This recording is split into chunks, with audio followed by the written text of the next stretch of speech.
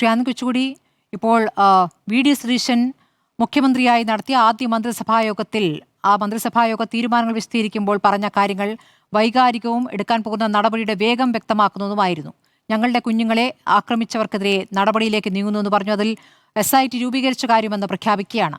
ഇന്ന് മുഖ്യമന്ത്രി നടത്തിയ വാർത്താ സമ്മേളനത്തിൽ നടത്തിയ പ്രതികരണം അങ്ങ് കണ്ടിരിക്കുമല്ലോ. എന്താണ് ആ പ്രതികരണത്തിൽ നിന്നും അങ്ങയുടെ മനസ്സിലാക്കുക?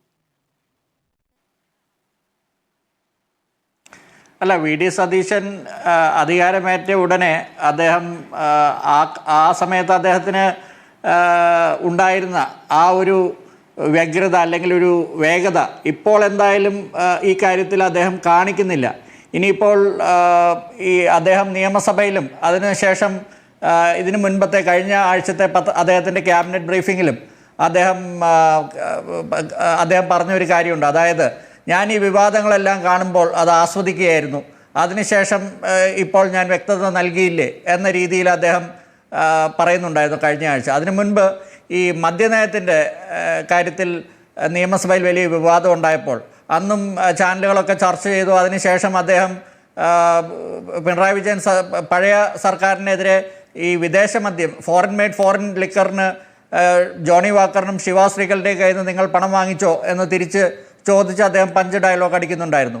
ഇനിയിപ്പോൾ അതുപോലെ വല്ല കാര്യവുമാണോ ഈ 20-ാം തീയതി ഇപ്പോൾ കേരളത്തിലെ ചീഫ് സെക്രട്ടറി, ആഭ്യന്തര സെക്രട്ടറിയും DGP കൂടി ഈ അടുത്ത DGP റാങ്കിൽ MR അജിത് കുമാറിന് 31-ാം തീയതി സ്ഥാനക്കയറ്റം കൊടുക്കണോ വേണ്ടയോ എന്ന് തീരുമാനിക്കാനിരിക്കുന്നുണ്ട്.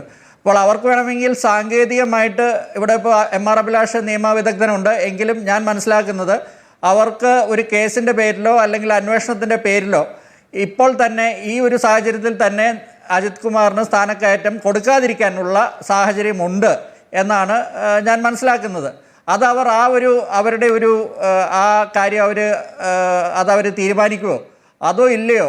ഇനിയിപ്പോൾ 31-ാം തീയതി ആകുമ്പോഴത്തേക്കും MR അജിത് കുമാറിന്, റവാഡ ചന്ദ്രശേഖറിന് ഈ റിപ്പോർട്ട് കിട്ടിയില്ല, അല്ലെങ്കിൽ റിപ്പോർട്ട് ആഭ്യന്തര സെക്രട്ടറിക്കും പിന്നീട് ആഭ്യന്തരമന്ത്രിക്കും കിട്ടിയില്ല എന്നുള്ള പേരിൽ MR അജിത് കുമാറിന് DGP ആയിട്ട് സ്ഥാനക്കയറ്റം കിട്ടുമോ എന്നുള്ളിടത്താണ് ഇതിൻ്റെ ലിറ്റ്മസ് ടെസ്റ്റ് വരുന്നത് എന്നാണ് ഞാൻ കരുതുന്നത്. ഇപ്പോൾ വി ഡി സതീശൻ അതുവരെ ആസ്വദിച്ചുകൊണ്ടിരിക്കാം, ഇവിടെ പത്രമാധ്യമങ്ങളെ അദ്ദേഹത്തിന് എന്തെങ്കിലുമൊക്കെ പറയാം. അദ്ദേഹം പറയുന്നുണ്ടായിരുന്നു, ഇവിടെ പല പത്രമാധ്യമ സ്ഥാപനങ്ങൾക്കും പല കാരണങ്ങളാൽ ഇദ്ദേഹത്തിനെതിരെ, MR അജിത് കുമാറിനെതിരെ നടപടിയെടുക്കണം എന്നെന്തോ വ്യഗ്രതയുണ്ട്, എന്തോ താല്പര്യമുണ്ട്, എന്തോ അർജൻസി ഉണ്ട് എന്ന രീതിയിൽ അദ്ദേഹം പറയുന്നുണ്ടായിരുന്നു. എനിക്ക് തോന്നുന്നത് അദ്ദേഹം ഉദ്ദേശിക്കുന്നത് ഇവിടെ അദ്ദേഹത്തെ തന്നെ പിന്തുണച്ച പല മാധ്യമങ്ങളും അവരാണ് ഇപ്പോൾ ഈ വാർത്ത വളരെ മുന്നിൽ കൊടുക്കുന്നത്. അപ്പോൾ അദ്ദേഹം അവരെയൊക്കെ തന്നെ നിങ്ങൾ ലഭ്യരായില്ലേ എന്ന തരത്തിൽ അവരെ കളിയാക്കുന്നുണ്ടോ എന്ന് എനിക്ക് സംശയമുണ്ട് ഇന്നത്തെ അദ്ദേഹത്തിൻ്റെ പ്രതികരണം കണ്ടപ്പോൾ. എന്തായാലും ഈ കാര്യത്തിൽ ഞാനിപ്പോൾ ഒരു ജഡ്ജ്മെൻറ്റിലേക്കൊന്നും എത്തുന്നില്ല.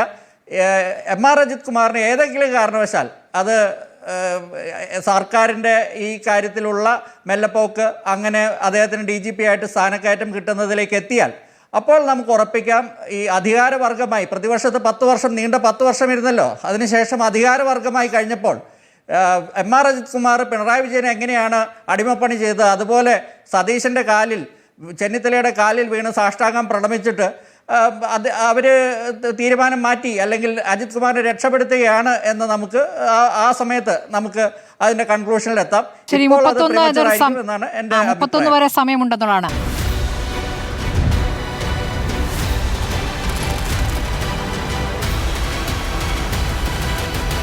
ഡിബേറ്റ് വിത്ത് സ്മൃതി പരുത്തിക്കാട്.